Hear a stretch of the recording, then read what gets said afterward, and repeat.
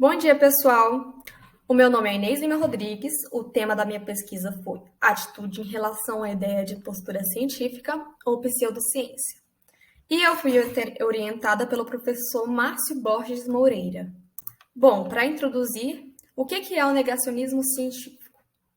O negacionismo científico vai ser a deformação de diversos fundamentos teóricos e dados científicos.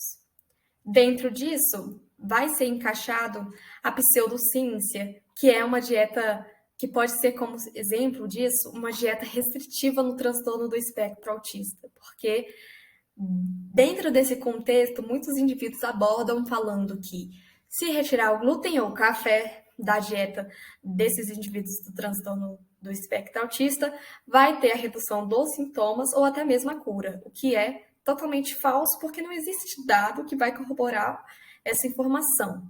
Então, diante dessa avaliação de objetos, pessoas e eventos, a gente vai poder ter um conhecimento para se livrar das superstições. É através da relação com a ciência e conhecimento científico que é possível se livrar das fake news, as mais conhecidas como notícias falsas. Bom, o que é a escala de diferencial semântico? Ela é usada para avaliar, quantificar e comparar o significado dado pelos participantes aos estímulos. Dentro disso, pode-se abordar também a escala Likert, que vai ser a utilização de adjetivos opostos, como, por exemplo, feio, bonito, triste, alegre.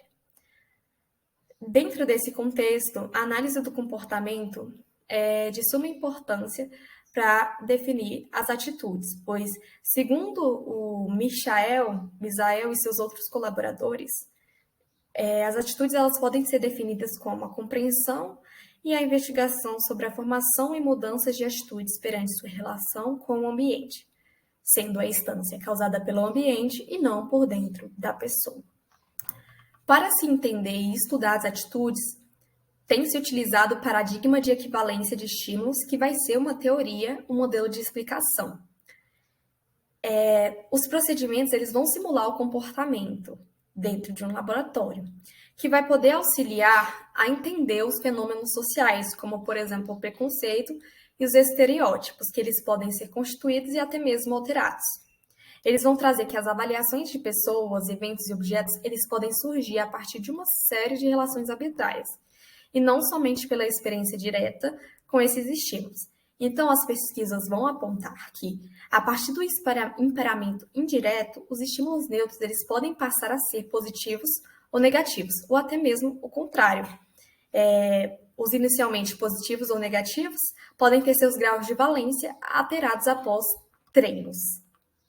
Para aprofundar mais sobre a escala de diferencial semântico, podemos citar que é composta por um conjunto de escalas bipolares de 7 intervalos, com 13 pares adjetivos. Como dito anteriormente, os adjetivos são opostos nos extremos e são utilizados para quantificar o significado atribuído a estímulos por meio de relatos verbais e também para permitir e analisar o grau de relação entre os estímulos equivalentes. O livro que eu utilizei como inspiração foi o livro do Moreira e seus colaboradores, mas o experimento que mais me chamou a atenção foi o experimento da Elisa Rabelo, que tem como tema o efeito da leitura de história em quadrinhos sobre mudanças de atitude em relação a personagens fictícios. Bom, o objetivo do experimento de Elisa foi analisar a alteração atitudinal após a leitura de história em quadrinhos. O delineamento foi o sujeito único, a escala utilizada foi a escala de diferencial semântico, e a conclusão da autora foi que a narrativa tem influência, sim, no comportamento. Agora vamos para o objetivo e justificativa do meu tema de pesquisa. Bom, o objetivo do trabalho vai ser investigar a história em quadrinhos, se ela é capaz de identificar alterações atitudinais, como, por exemplo, em relação ao pensamento científico ou à pseudociência. Como justificativa plausível para se estudar esse tema é que não há pesquisas com preconceito à pseudociência. Bom, o método é composto por 5 etapas. A primeira etapa foi a seleção dos participantes que foram voluntários, no total de 5 participantes. 5 participantes de classe média de 18 a 45 anos de idade, sendo 2 do sexo feminino e 5 do sexo masculino. Ambos foram convocados via plataforma chamada WhatsApp. O delineamento foi o delineamento como sujeito único. O local. Pedimos que o participante escolhesse um local em que ele pudesse ficar sozinho, tranquilo, sem poder ser interrompido, para que assim não tivesse alteração no nosso experimento. Além disso, a coleta de dados foi realizada pela plataforma Google Meet e Google Forms.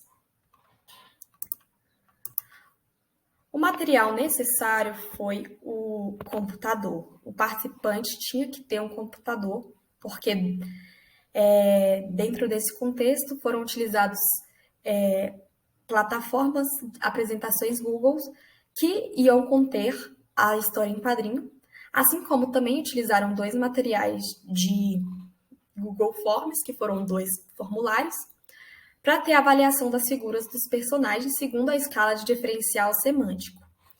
Além disso, também foi utilizado um cronômetro, para medir 20 segundos em cada slide que contém a história em quadrinhos.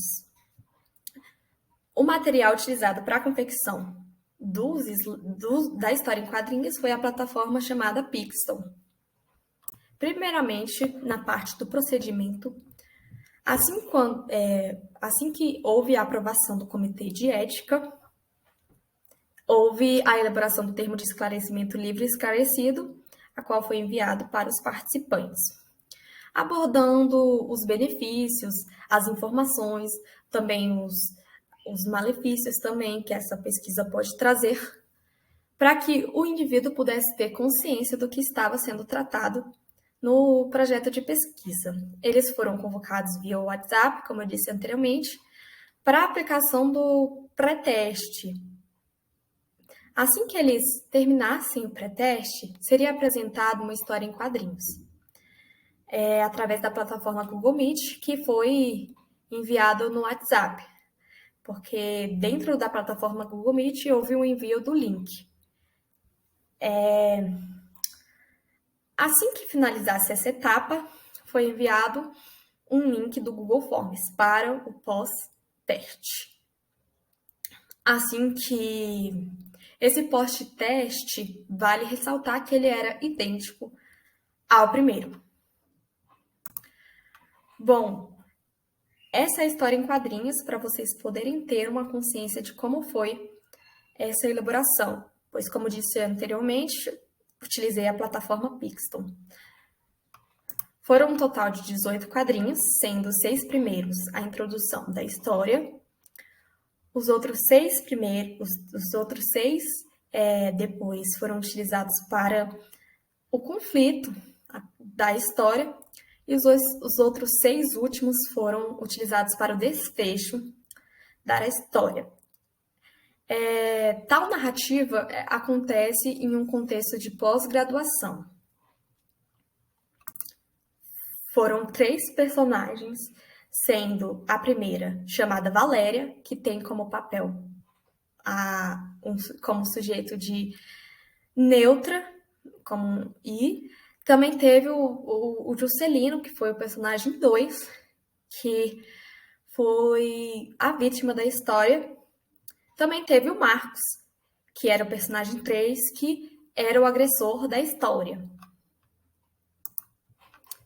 Bom, para a gente chegar nos resultados e a discussão, tivemos que ter uma coleta de dados que durou 7 dias, com uma duração de, no máximo, 15 minutos.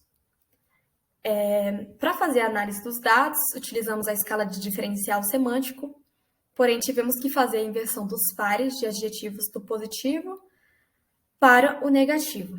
Também tivemos que fazer o ajuste da escala para o intervalo de -3 a 3. Bom, aqui está uma demonstração do gráfico, de como que ficou a avaliação do participante 1. Primeiramente, a linha azul é o teste 1 e a linha vermelha é o teste 2. O eixo X estão os adjetivos e o eixo Y estão a classificação do grau, que vai de 3 a -3. Bom, o primeiro participante teve como C1 o primeiro teste para neutralidade e já o outro teste tendeu para o positivo da escala. Já no C2, formulário 1, com exceção do triste ou áspero, todos os adjetivos tiveram avaliação positiva. Já no formulário 2, as avaliações tenderam para as neutras ou negativas. No C3, o teste 1, com exceção do lento, todos os adjetivos tiveram avaliação positiva ou neutra. No teste 2, a avaliação já tendeu para o positivo. Agora, na avaliação do participante 2, o C1 ele tendeu para os negativos e neutros. Já no teste 2, os adjetivos tenderam para o positivo e neutro. Já agora, vamos abordar o C2. O formulário 1 foi para neutro e o formulário 2 foi para o neutro também. Então, o formulário 1 e 2, neutralidade. Já o C3, também tenderam para neutralidade, ambos os testes. A avaliação do participante 3 teve como C1 o primeiro formulário neutralidade, já o segundo formulário para o positivo. Já o C2, o teste 1, ele tendeu mais para o positivo, já o teste 2, ele tendeu mais para a neutralidade. O C3, que é o teste 1, ele tendeu mais para a neutralidade, assim como também no teste 2 tendeu para a neutralidade também. Bom, o que a gente pôde concluir durante esse aglomerado de informações? Foi que houve sim mudança de atitude em relação aos personagens fictícios após a leitura das histórias em quadrinhos. Bom, essas foram as minhas referências. E muito obrigada pela atenção. Caso vocês tenham alguma dúvida, é só mandar aqui que eu vou responder. Tchau!